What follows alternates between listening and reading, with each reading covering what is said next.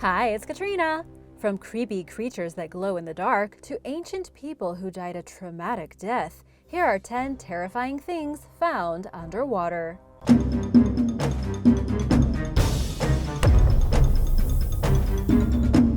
Number 10. Cookiecutter Shark. Also called the cigar shark, the cookiecutter shark is a small, parasitic species that dwells in warm, oceanic waters throughout the world, especially favoring habitats near islands. The species is called the cookiecutter shark because it feeds by gouging round chunks out of larger animals with its sharp teeth, like it just ate a cookie, except violently. It's dark brown, grows between 16.5 and 22 inches long, and has a series of light-emitting organs called photophores along the underside of its body, which glow a bright green color. This shark emits the strongest light of any known shark species and is known to continue glowing for up to 3 hours after a specimen is removed from the water. Scientists believe, based on the arrangement of the photophores, that this deep dweller's bioluminescence attracts prey by mimicking the appearance of smaller fish, a trait that would be exclusive to the cookiecutter shark. Number 9. Camiguin Cemetery. Graveyards are spooky enough on their own on dry land, but the idea of encountering one underwater is even more unnerving. Off the coast of Cagayan de Oro in the Philippine island province of Camiguin, there is a submerged cemetery marking the resting place of residents who died or were buried alive when nearby Mount Vulcan erupted during the 1870s, causing part of the island to sink below sea level. Originally named Punta Pasil, or the Cape of Pasil, the site is now commonly recognized as the Sunken Cemetery. Marked by a single lonely cross rising out of the Bohol Sea, the underwater graves and other remnants of what was once the town of Catarman were still visible during low tide until 1948, when Mount Vulcan erupted again, putting them another 20 feet below the surface. Now, the burials are completely underwater at all times, with crosses that once stood on dry land scattering the sea floor. The site now serves as an artificial coral reef and is a popular diving attraction. Number 8. Elusive squid. In recent years, scientists captured the first ever footage of big fin squid off the Australian coast. Known for being one of the most elusive marine species, big fin squid are rarely seen. In fact, there are only roughly a dozen confirmed sightings of the creature worldwide. These deep-dwelling cephalopods are known for their tiny bodies and extremely long arms and tentacles, which measure anywhere between 13 and 26 feet long. A newly published study in the journal PLOS ONE describes how researchers sorted through hundreds of hours of footage filmed during 2 voyages in 2015 and 2017.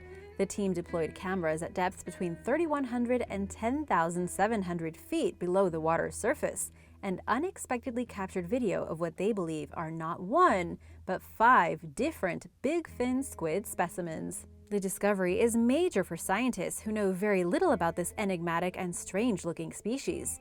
They seem almost otherworldly, scientist Deborah Osterhage of Australia's Commonwealth Scientific and Industrial Research Organisation told The Guardian. Before now, experts had very little to go on when it came to studying big fin squid, relying solely on eyewitness accounts and dead or injured specimens that were captured in fishing nets as bycatch. The recorded sightings enabled researchers to take precise measurements of the animal for the first time and are giving them more material to study the creatures than ever before. Number 7. Water ghosts. Spooky tales of paranormal encounters and an evil supernatural presence at Lake Lanier in northern Georgia have swirled for generations, with one popular legend claiming that the ghost of a woman in a blue dress lurks in the lake's waters, grabbing at swimmers and divers. The lake is rumored to be filled with all kinds of dangerous equipment and things that swimmers can get hooked on and drowned.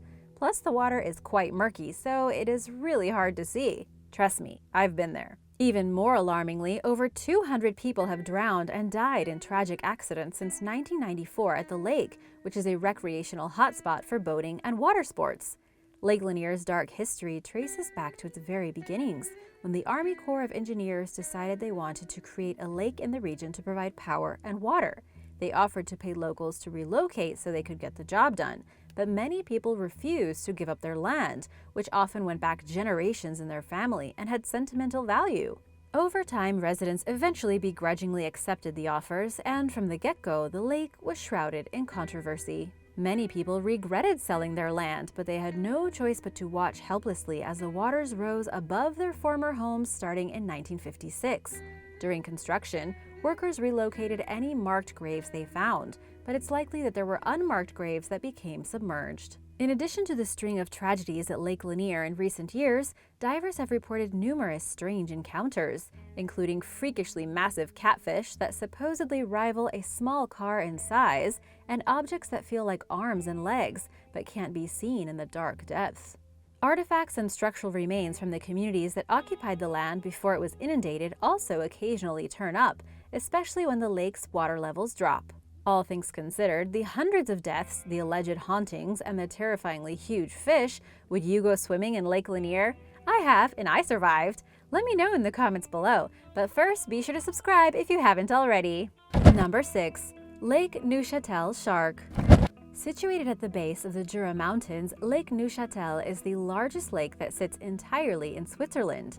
And while it is beautiful, it is also home to something quite creepy and surprising: a giant shark with even longer, jagged teeth. While news of the eerily lifelike shark sculpture only seems to have recently gone viral, this shark was made in 2007 for the short movie Choc au Lac by the association La Jeunesse De La Côte.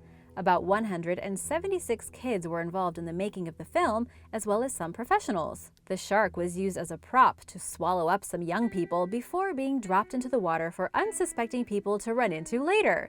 The group is quite proud of what they accomplished with such a small budget and are hoping to encourage other young people to get involved with the community and with cinema.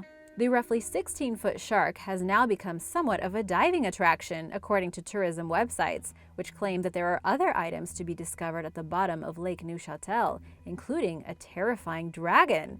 Would you want to explore this lake? Let me know in the comments below. Number 5. Sunken Crosses. Off the coast of La Palma in Spain's Canary Islands, there are 40 giant sunken stone crosses that sit 65 feet underwater.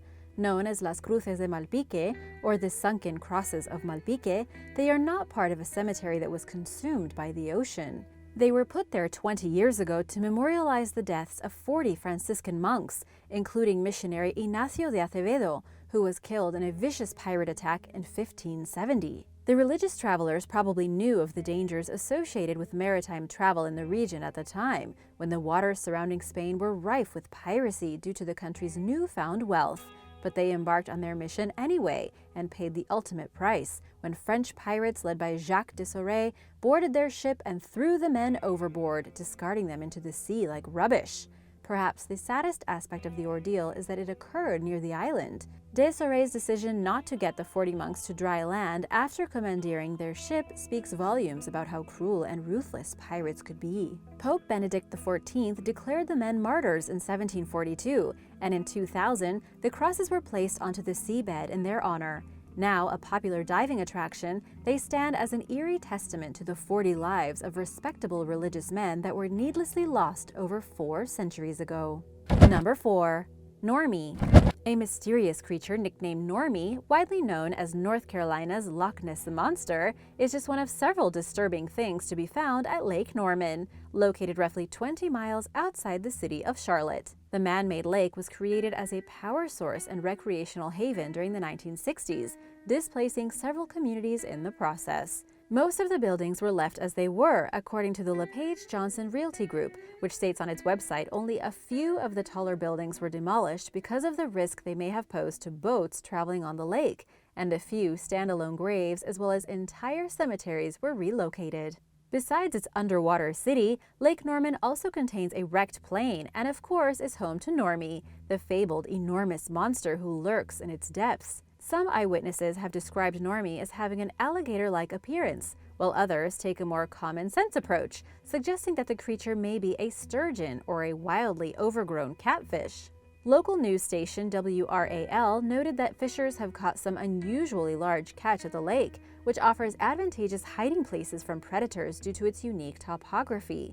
But even if Normie is a massive marine creature rather than a mythical monster, keep an eye out just in case.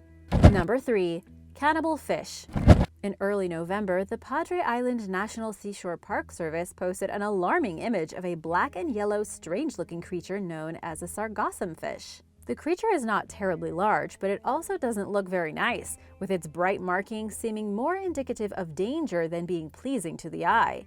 As it turns out, the Sargassum fish is quite ruthless. Described by the Padre Island National Seashore as a ravenous ambush predator, it lives among the seagrass in the Gulf of Mexico, where its coloring camouflages it perfectly. The fish is also capable of changing its color to better blend in with its surroundings. The Sargassum fish does not actively chase its prey. Instead, the fish's dinner comes to it. It lurks well hidden while it waits for unsuspecting prey to pass by, using an appendage that protrudes from its head to lure its next meal. Once a fish identifies its target, it stealthily snatches the creature without warning. Sargassum fish are not picky eaters. In fact, they are even known to prey on their own kind. According to ocean exploration and preservation advocacy organization Mission Blue, one cannibalistic specimen was found with the remains of 16 young members of its species inside its stomach. These voracious hunters generally don't go after humans, but they can be harmful to us due to a toxin in their flesh called ciguatoxin, which can cause poisoning. Number 2. An unlikely survivor.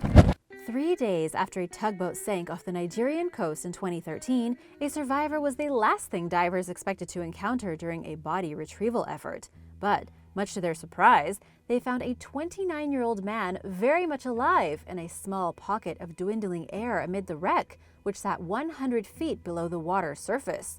The harrowing rescue was captured on video, and the footage is enough to strike paralyzing fear into anyone who watches it and imagines themselves in the same situation. This man was underwater, in the dark, in an air bubble, in a sunken ship for 3 days. The survivor, named Harrison Ojegba Okene, had spent 72 terrifying hours trapped in the air bubble that had saved his life.